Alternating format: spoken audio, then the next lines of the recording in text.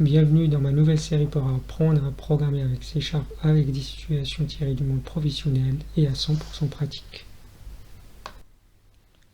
Je travaille sur un projet financier. Mon chef me demande de développer une liste de type actionnaire et de proposer deux types de tri. Le premier par le nom complet de l'actionnaire et le second par le nombre d'actions détenues par celui-ci. Nous utiliserons une liste très simple, notamment la ArrayList, et nous démontrons d'où vient l'idée de l'implémentation d'une interface très importante dans C#. Nous allons commencer par un exemple simple où nous allons utiliser une liste de type string. Pour cela, on va utiliser un using system collection pour pouvoir utiliser un ArrayList. Donc nous allons créer une liste d'actionnaires qu'on va instancier comme suite. Ensuite, je vais y ajouter mes actionnaires. Donc, Emily D, mes actionnaires add, ensuite Myriam B, et puis un troisième actionnaire, je mettrai Shafik A.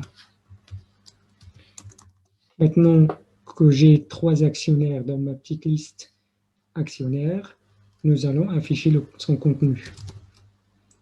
Donc, for each string actionnaire in liste actionnaire, je fais une petite console writeLine, actionnaire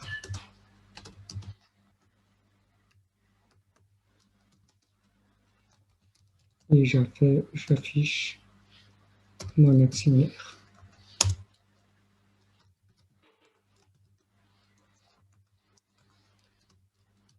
Ensuite, je teste.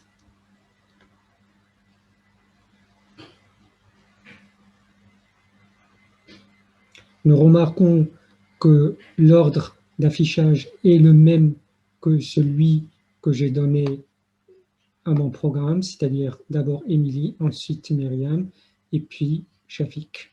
Maintenant, on va effectuer un tri avant l'affichage. Je dis à ma liste actionnaire, sort, et si je mets sort, c'est-à-dire qu'elle va me trier des actionnaires. Et là, nous avons Shafik d'abord, parce que C est inférieur à E. Ensuite, Émilie, parce que E est inférieur à N. Et puis, Myriam. Donc, du coup, le tri a bien été effectué. Maintenant, nous passons à l'étape suivante où on va effectuer le même travail, mais en remplaçant tout simplement les types string ici par un vrai type actionnaire. Donc, nous commençons d'abord par développer le type actionnaire qui est une classe. Alors, public class actionnaire avec deux propriétés publiques. Alors, la première string qui est le nom complet de l'actionnaire, une deuxième de type ushort qui est le nombre d'actions détenues par l'actionnaire. Ensuite, pour initialiser ces variables, on va utiliser un constructeur actionnaire qui va récupérer le nom complet et il va récupérer le nombre d'actions et il va les attribuer aux valeurs locales. Donc, nom complet et 10 nombre d'actions égal au nombre d'actions. Donc, notre objet est défini. Maintenant, on va procéder au remplacement de ces trois valeurs. On va mettre ça en commentaire parce qu'on n'en a plus besoin. Et on va instancier d'abord nos trois actionnaires. Alors, de type actionnaire, nous allons instancier un actionnaire Emily, qui est l'instanciation de Emily D avec 31 actions. On va faire pareil pour Myriam, c'est Myriam B, on va mettre 30 actions, et pareil pour le troisième actionnaire Shafiq. Donc, Shafiq A avec, on va lui donner 20 actions. On va mettre ça. Et maintenant, on va rajouter ces trois actionnaires à ma liste d'actionnaires. Donc, add actionnaire Emily,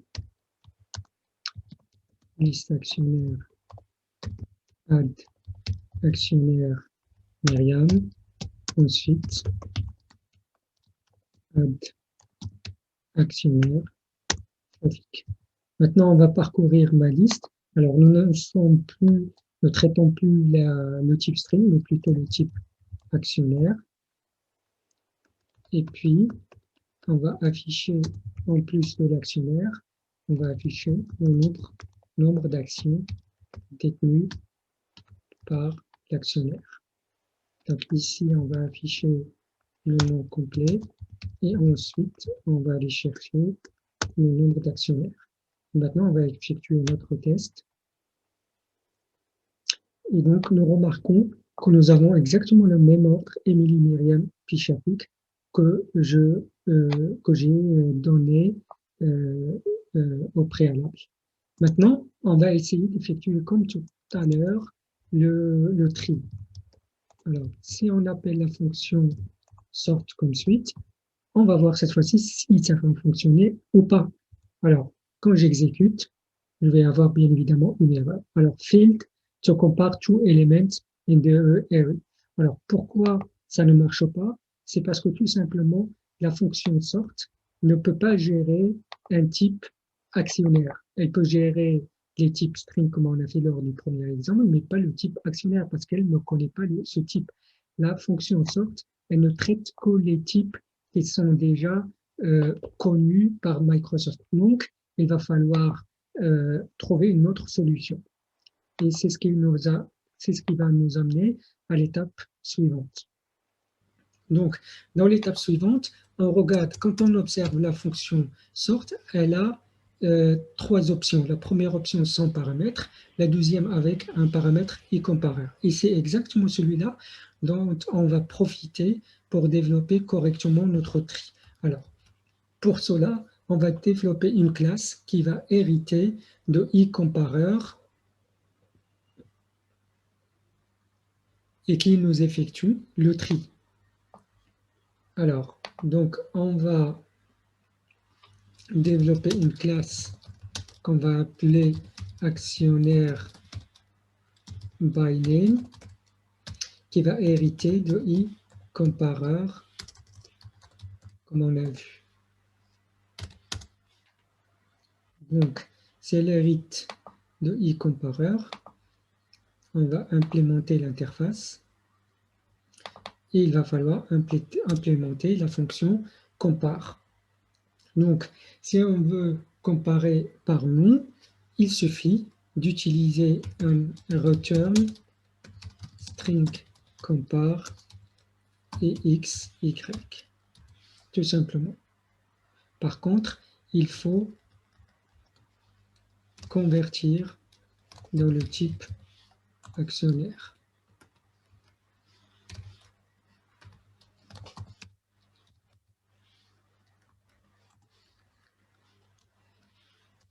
Et aller chercher le nom complet. Donc pareil pour ici. Aller chercher le nom complet. Et quand on effectue ce travail-là, après, ça nous est facile d'appeler new actionnaire by name. Et si on teste,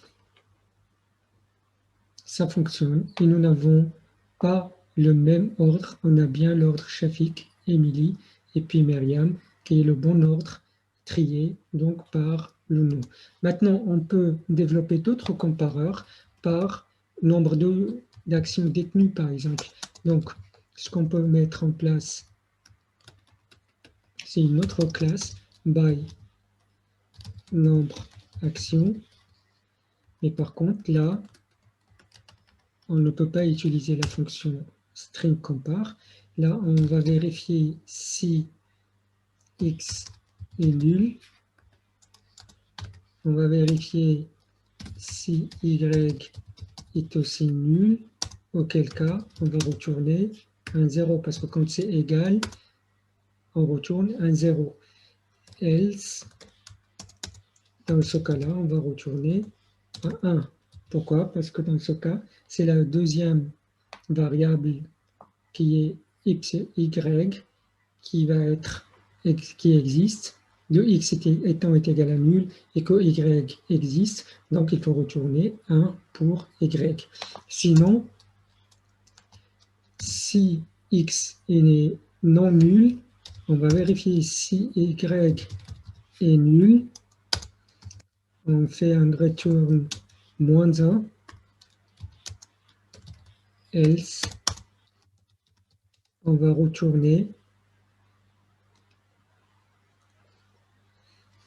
Alors, on va déjà convertir le y ou le x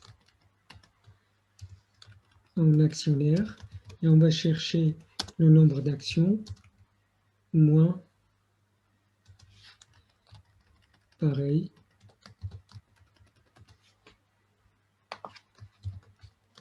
pour y.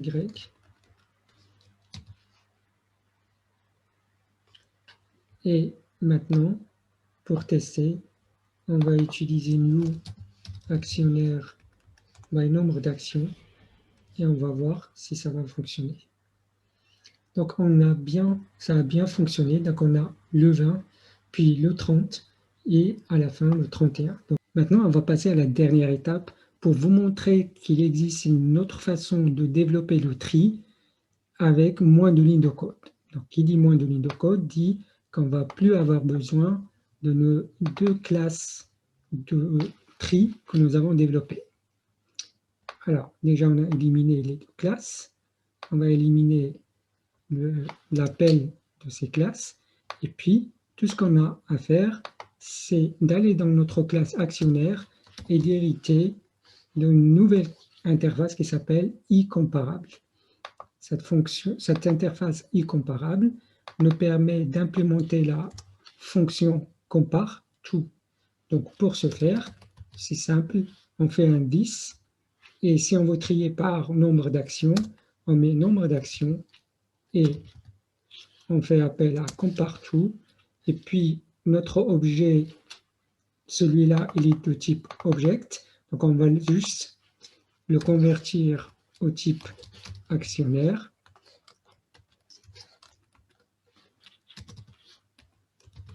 Pour aller chercher le nombre d'actions.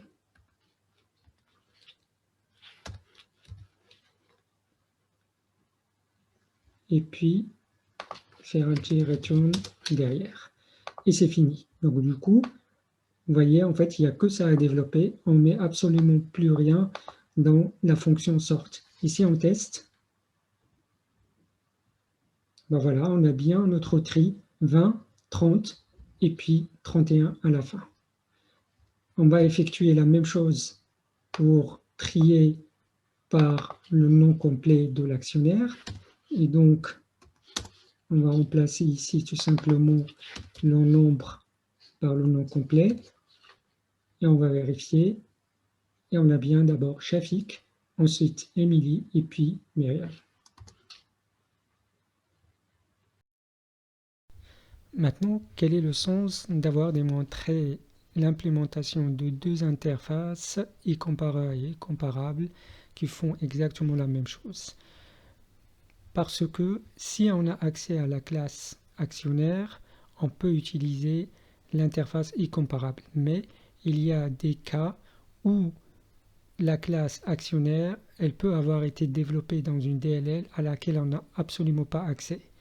Dans ce cas-là, on ne peut pas implémenter l'interface e-comparable, mais on peut développer nos classes à nous qui héritent de l'interface e-compareur.